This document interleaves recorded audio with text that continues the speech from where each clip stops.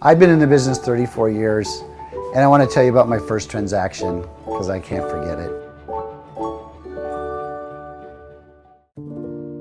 Sold a gentleman a condo. I was very excited. You can only imagine when you sell your first house. I counted the money I was going to make, where I was going to spend it, what bank I was going to cash it in, and the deal died. It fell out of escrow. I learned a lot from that lesson. Number one, don't spend money you don't have.